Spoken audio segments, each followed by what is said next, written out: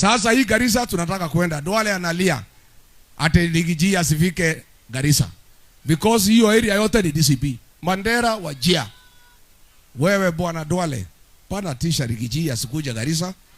Siuliza Susan Kihika na bwana yake walikuwa wanasema Rigiji asikuja Nakuru. Alikuja hakukuja. Uliza Kemani Ichong'wa. Si alikuwa anasema Rigiji akifika Kikuyu bado tahiri. Rigiji alifika hakufika. Si hata Garissa tutaenda. Mtanipeleka Garissa. Mtanipeleka Garissa. Sisi tutatembea kila pahali Jamhuri ya Kenya. We shall visit each and every part of this country. Anade Duale, wewe ni waziri. Wewe concentrate na mambo ya SHA. Na ile pesa umeiba ya wagonjwa. Wacha kutisha Rigiji.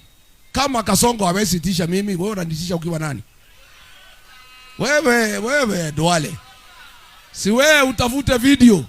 Uone vile nilisomea Kasongo pale Olokalau kama amekaa hapo. Alidu.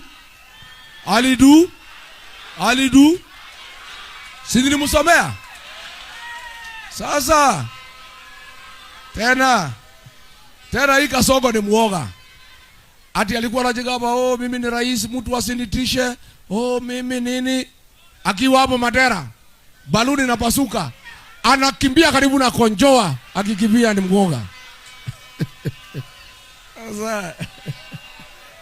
Sasa wewe Kasongo na konjoa ni baluni na Rigiji akifika? Na Rigiji akifika? Sindio? Mambo ya kuuzania uoga tuache, tuheshimiane. Bwana Duale, you are the most unpopular leader in Northern Kenya. Hata William Ruto ulileta tu kura 7. You are minister courtesy of the votes I gave William Ruto from the mountain. Uheshimu sisi bana. Wewe unatutukana sisi, uliletea William Ruto kula 7,000 peke yake.